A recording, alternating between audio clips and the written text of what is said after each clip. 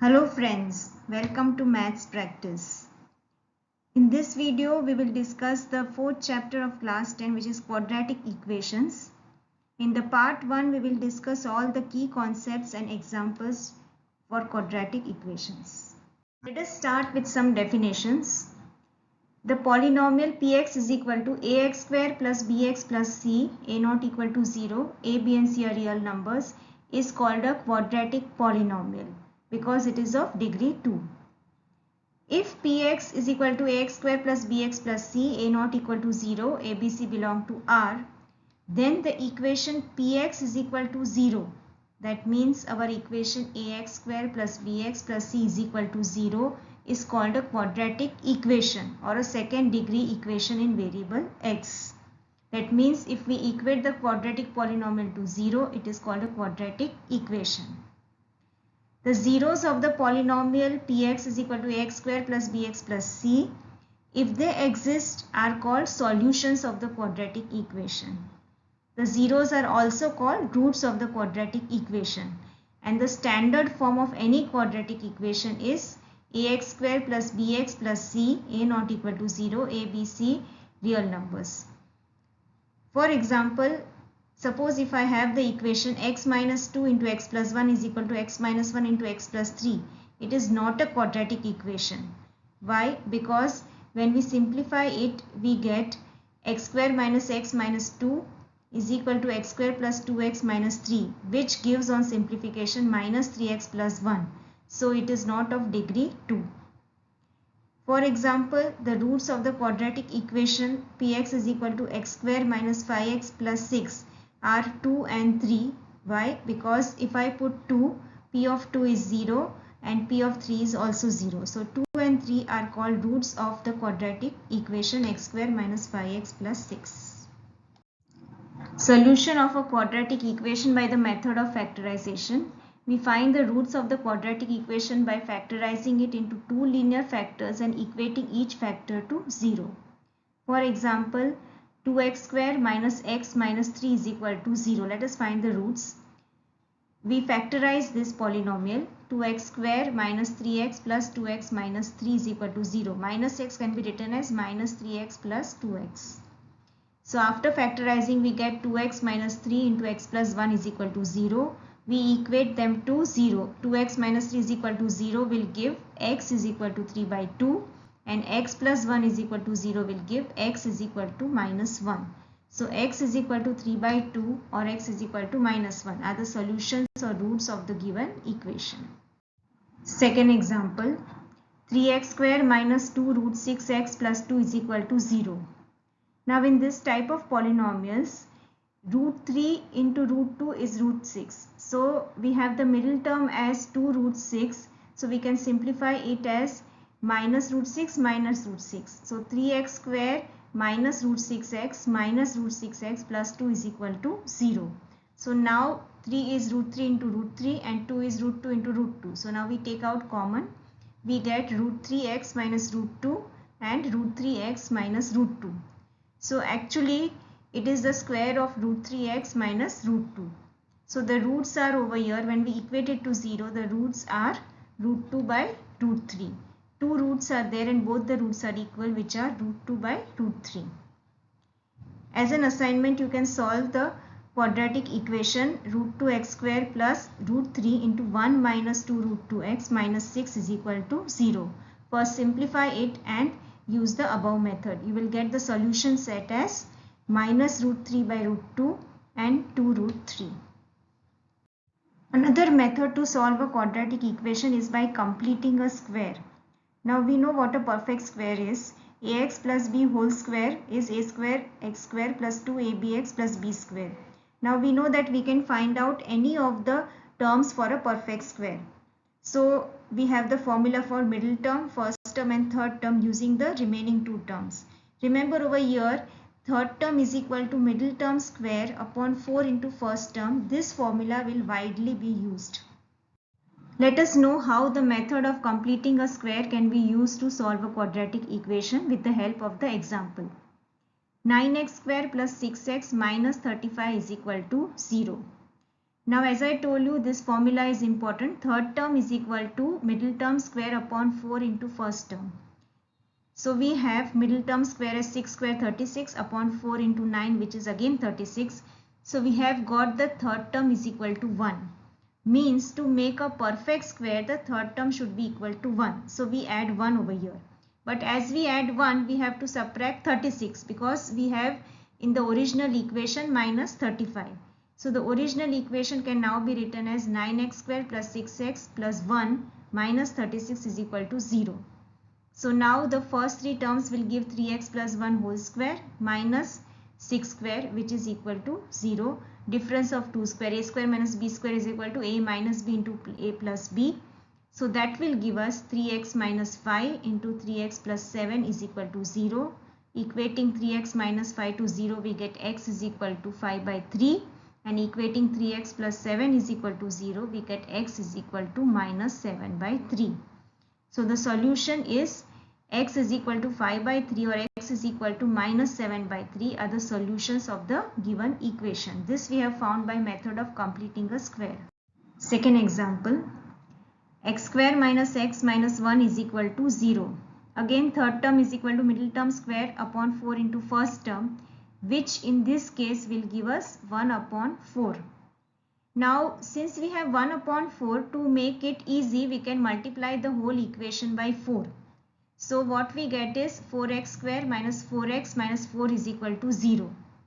Now our third term will also be multiplied by 4. So that means our third term will be 1. So now 4x square minus 4x minus 4, instead of that we will write 4x square minus 4x plus 1 minus 5. Minus 4 is written as plus 1 minus 5. So now the first three terms is the perfect square, 2x minus 1 whole square, and 5 can be written as root 5 whole square. So difference of 2 square, a square minus b square is equal to a minus b into a plus b. It will give us 2x minus 1 minus root 5 into 2x minus 1 plus root 5 is equal to 0. Equating both the terms to 0, we get x is equal to 1 plus root 5 by 2 or 1 minus root 5 by 2. So they are the solution to the given equation. The third example, x square plus 2x plus 5 is equal to 0. Now here we will get x square plus 2x plus 1 plus 4 is equal to 0 when we use the above third term formula. But now we know that x plus 1 whole square plus 4 is equal to 0. So which is not possible. Why? Because the sum of two squares cannot be 0. One has to be positive, one has to be negative. But here both are squares, so sum of the two squares cannot be 0. So the above equation has no real solution. Now the most important formula for solving a quadratic equation. It is called the quadratic formula and it is widely used. If you have a quadratic equation ax square plus bx plus c is equal to 0, the real roots exist if b square minus 4ac greater than or equal to 0 and the roots are given by x is equal to minus b plus or minus root of b square minus 4ac upon 2a. Now you have to remember this formula. Here b square minus 4ac, that is called discriminant or it is denoted by d or delta. Remember d is equal to b square minus 4ac is called the discriminant of the quadratic equation. So based on the value of discriminant, we will be able to decide which type of roots the quadratic equation will have. As we know, the discriminant d is equal to b square minus 4ac. Now this chart will explain based on discriminant how you can find the type of roots. Now if d is equal to b square minus 4ac is less than 0, then no real root will exist. And if it is greater than or equal to 0, then the real roots will exist. Now if d is greater than or equal to 0, in that if d is exactly equal to 0, the two roots will be real and equal. And if d is greater than 0, then the roots will be real and distinct. As I said, if d or delta is greater than 0, then the roots will be real and distinct, means different. Now if d is greater than 0 and d is also a perfect square and a, b, c are rational, then the roots will be real, rational and distinct. Means in addition to real and distinct, they will also be rational. But if d greater than 0 and d is not a perfect square of a rational number, then the roots will be real and distinct. Let us clearly understand how the quadratic formula is used to find the roots for quadratic equations. First example, x square plus 2x plus 2 is equal to 0. First compare the equation with the standard polynomial ax square plus bx plus c. So a is equal to 1, b is equal to 2, c is equal to 2. Find the discriminant delta d is equal to b square minus 4ac. So here d will be equal to 4 minus 4 into 2. So it will be minus 4. D is minus 4, which is less than 0. So as d is less than 0, we have just now seen in the chart that no real solution will exist. If d is less than 0, no real solution will exist for the given quadratic equation. Second example, 2x square plus x minus 4 is equal to 0. Again comparing the coefficient, we get a is equal to 2, b is equal to 1, c is equal to minus 4. So d is b square minus 4ac, which is equal to 33. Now d is greater than 0. So real and distinct roots. D is greater than 0, but it is not a square. So the roots will be real and distinct but not rational. So the formula for finding the roots is minus b plus or minus root delta upon 2a. Minus 1 plus or minus root 33, because delta is 33, upon 2 into a, means 2 into 2, which is 4. So the first root will be minus 1 plus root 33 upon 4, and the second root will be minus 1 minus root 33 upon 4. You can take out the minus sign outside, so it will be minus of 1 plus root 33 by 4. So the roots for the given equation are root 33 minus 1 upon 4 and minus of root 33 plus 1 upon 4. The third example, x plus 4 into x plus 5 is equal to 3 into x plus 1, x plus 2 plus 12x. First of all, simplify the equation to get it in the form of a quadratic equation. We get 2x square plus 12x minus 14 is equal to 0. On simplification, we get x square plus 6x minus 7 is equal to 0. Again, list the coefficients and find the delta. A is equal to 1, b is equal to 6, c is equal to minus 7. Hence, d is equal to b square minus 4ac is 64. Now, d greater than 0 and also it is a square. So, the roots will be real and distinct and also rational. X is equal to minus b plus or minus root delta upon 2a. So, we get x is minus 6 plus 8 upon 2, or x is equal to minus 6 minus 8 upon 2, which is minus 7. So the roots for the above equation are 1 and minus 7. Next example, root 3x square plus 2x minus root 3 is equal to 0. Here a is root 3, b is 2, c is minus root 3. We first find delta b square minus 4ac, which will give us 16. Now d is 16, which is greater than 0. Also it is a perfect square.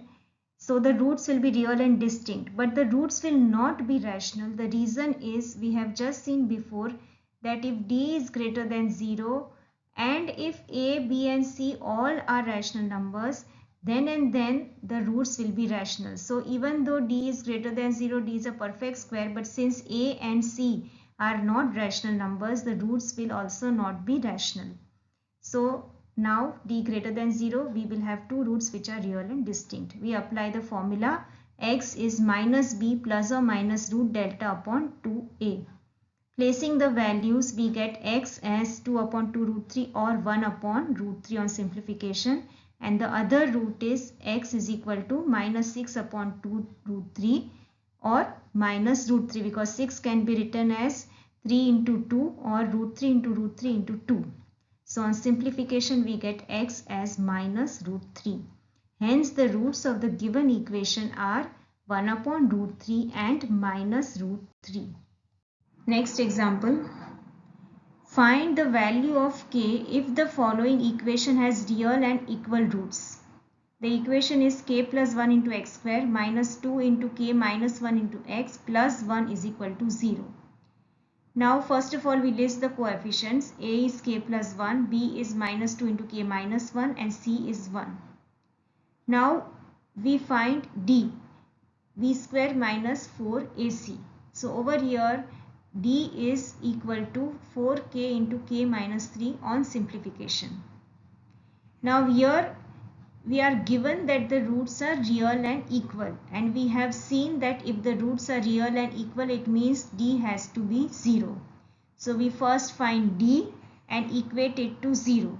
So 4k into k minus 3 equal to 0. Means either 4k is 0 or k minus 3 is 0. If 4k is 0 means k is also 0. And if k minus 3 is 0, k is equal to 3. So we get that 0 and 3 are the values of k for which the above equation will have equal roots. So remember, in these type of examples, just find d, equate it to 0 because it has equal roots, and hence we get the value of k. Friends, we have seen all the key concepts of quadratic equations and examples which clearly make you understand the concepts. In the next video, we will discuss all very important practice examples for quadratic equations. Please do like and share this video and don't forget to subscribe to my channel Maths Practice. Thank you.